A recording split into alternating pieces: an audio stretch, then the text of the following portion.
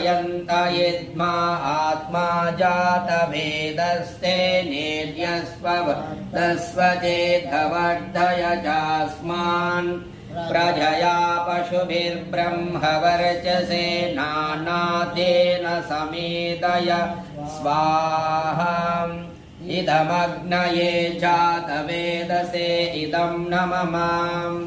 ॐ समिदाग्निं धुवश्यता घृतैर्बोधयतातिथिम् अस्मिन् हव्या जुहोतना ॐ सुसमिद्धाय शोचिसे घृतं तीव्रं जुहोतना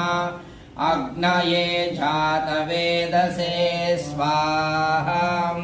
इदमग्नये जातवेदसे इदं न ममाम् ॐ तन्त्वा समिद्भिरङ्गिरो